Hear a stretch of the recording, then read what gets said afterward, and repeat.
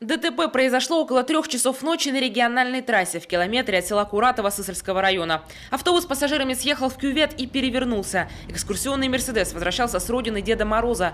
Конечный пункт Пермь. По пути, кроме того, Чебоксары, Казань, Набережные Челны. Всего в салоне было 46 пассажиров и 2 водителя. В аварии пострадали 12 человек, из них 4 – дети.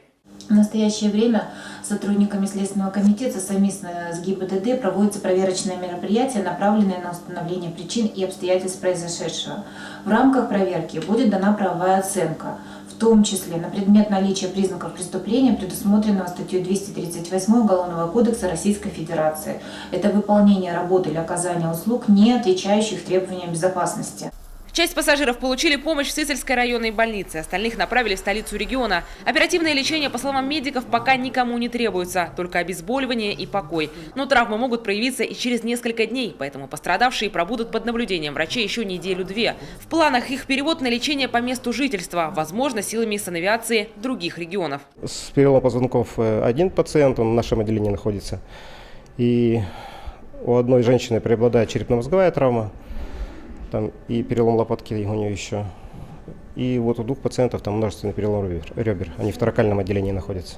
В детскую больницу Коми госпитализирована 6-летняя девочка с мамой. Сами они из Пермской области. Прогноз благоприятный, и к Новому году их обещают выписать. Госпитализирована девочка в отделении челюстно-лицевой хирургии с поверхностной травмой головы, ушибом носа.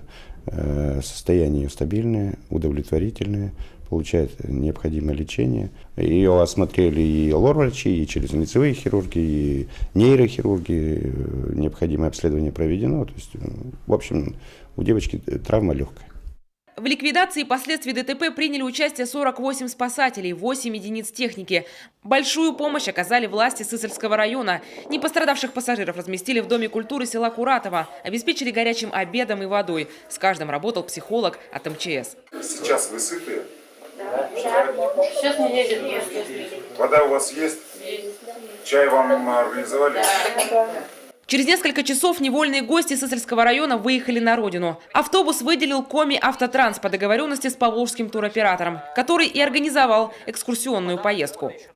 Все, спасибо вам большое. Очень гостеприимные. Накормили нас от души. Нет уж, давайте вы к нам теперь.